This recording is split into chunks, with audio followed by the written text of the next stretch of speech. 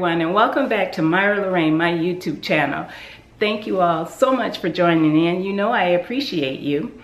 And before we get into this hack on this dress that you guys hit that play button for, okay, I'm sorry, I had to come back in after I finished this video to thank all of you for your well wishes on my pulled groin muscle, and I forgot to update you. I am almost 95% better.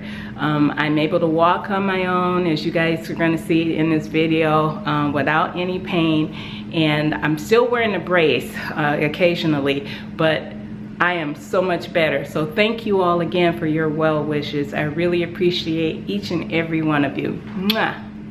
Back to the video. Let me talk a little bit about last week. Last week's video. I showed you three different colors of Ogden cami, but I didn't take pictures of me in them. I'm actually wearing one of them, the bright blue one, right now, and I'll step back so you can see how it looks on me. I love these tops. Oh my God, they're so nice. And I can wear them with my bra because it does hide the straps. I like tucking them in, always have them tucked in. I just like wearing them tucked in. I don't know why, but I really love these tops. Let me bring you back up so you can see me. I really love these tops. They're super easy wear, super comfortable. I absolutely just adore them. I took a couple more pictures in the other two colors that I'll post up here for you so you can see them. They are just super. I can't tell you how comfortable they are. Now let me bring this one back up, and it is the navy one. This navy one, right after I posted that video, I told you guys I hadn't washed the fabric and I was concerned. Some of you guys gave me some great, tips and ideas and things like that, and I really appreciate, and I'm pretty sure I answered everyone. But I wanted to let you know that I didn't have any scraps left, so I couldn't wash a scrap to test it. So I bit the bullet and I threw this navy one into the washer, and it came out just as beautiful looking as it is in the picture, and it wasn't wrinkled. So I put it in the dryer on a delicate, and it came out looking just like this one. As you can see, this navy one has been washed and dried. So it's a great blend of the silk and the viscose. Very great blend. So I'm loving it, and I gave you guys the link. I'll post that video again up here so you get that link to the fabric where it was. But I love this fabric. Just beautiful. Okay, now let's get started on what you hit that play button for today. Now this is a dress that I made, oh my gosh, so many years ago. I was actually working, and I made it for a work event, and it was a cocktail event. And this dress is so beautiful on. I made it back then in a black chiffon with white polka dots, almost like a white Swiss dot. And it was just absolutely gorgeous. I made it to look just like it is pictured here, and the same length and everything. It was gorgeous. I wish I still had the dress so I can show you guys. No longer fit into it because it was quite tiny then, but I can't fit into it anymore, and I actually gave it to someone who wanted that dress a long time ago. But I wanted this style of a dress, and I was looking at it and thinking, I am really into quick gratification projects right now, and that dress took me almost a week to complete, maybe a full week. And when I say week, I mean 7 days, Sunday through Saturday, because the dress is actually fully lined, top and bottom. It's a separate bodice and skirt, and then it has a sewn-in sash. That's not a belt that just comes off. It's actually sewn in, and there's an invisible zipper. So there was a ton of work with this dress. No wonder I never made it again. So I wanted the same kind of silhouette look without all of that work. So I purchased this fabric, and I did it again, you guys. I forgot to bring the fabric information. Hold that thought for a second. Okay, sorry about that, you guys. So this fabric I purchased from Nick of Time Textiles. It is gorgeous. I can't wait to show you. And it's called a Brown Forest Rayon Chalet print. And I'm telling you, it is really different from me, but I really like it. Let me pull Sally over here so you can see her. This fabric is beautiful to me. I like it. One, because I like these neutral colors. It's pretty much evidenced by my wardrobe. I'm trying to put more color like this in, but black was my thing, and anything neutral. But anyways, I really love this fabric. You can see here that it almost tends to look like it has stripes in it, the way the pattern goes.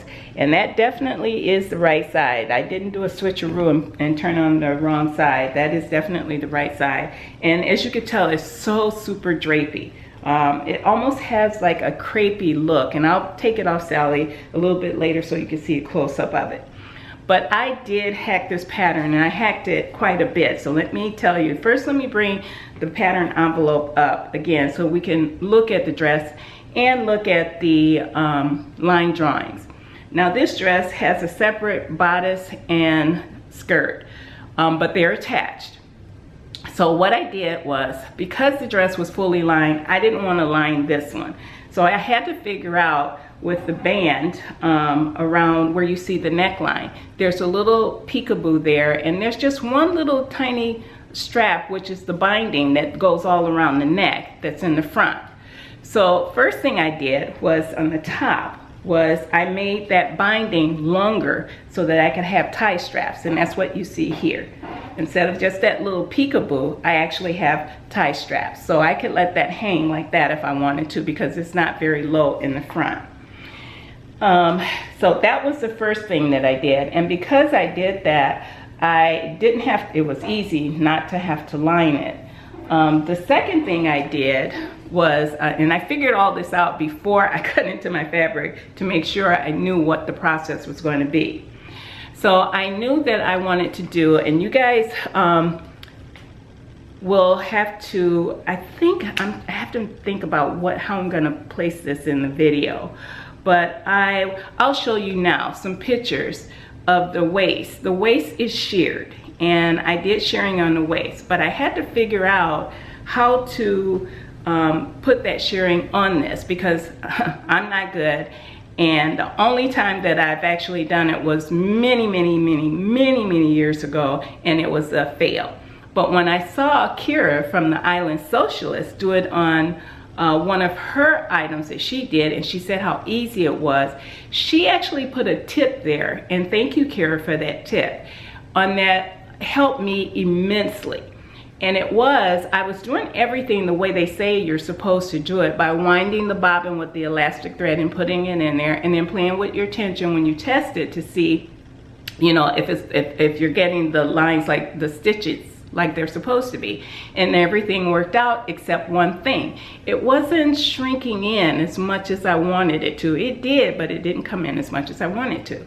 So I did a few lines anyway, and then I went for Kira's trick. I went to my ironing board, and I put the iron on the right side of the fabric, not the wrong side. This is the way I did it. On the right side of the fabric, which meant the elastic thread was underneath. And then I steamed it, and it shrank. Before my eyes, it was like magic. It just shrank right up. So thank you for that tip, Kira, because it worked. So as I showed you in the picture, the waistline of this is sheared. I actually have 1, 2, 3, 4, 5, 6, 7, 8 rows of shearing.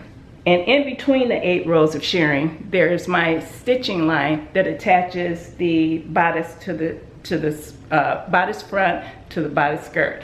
And how I did that was I attached the bodice front and the bodice, the bodice front and the bodice skirt front together first. So I had one piece for the front, and I did the same thing for the back. So I had one piece for the back. I sheared those pieces first, and then I did my side seams, making sure that I lined up those stitching so you couldn't tell that it didn't go completely, I did it completely around in one swoop, and they matched up beautifully. And I'll show you some shots of the side seams later.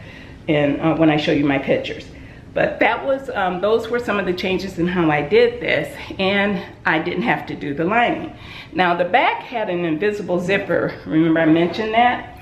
Well, I forgot. I put the back skirt piece on the fold, so I didn't have to worry about that, but totally forgot to do that with the back bodice piece. So it had a seam in the back. So I decided to leave the seam there anyways and just put an exposed zipper for, just for style. I really don't have to unzip this at all to get it on, because when I untie the front, it's enough to get over my head. But it worked beautifully. I like that look there. I love the way this dress, let me get you down so you can see it. I love the way this dress looks. It is just, I love the overhang here over the shirring. I just absolutely love that. And there was only one other thing that I did, and I don't know if you could tell here, I slightly curved the hem. It comes up like a shirt tail hem, a curved shirt tail hem on a men's shirt on the bottom of it. And it wasn't for any special reason, I just like the way that looked. But those, I think, were the only changes that I made to this pattern, and I absolutely love the way this looks.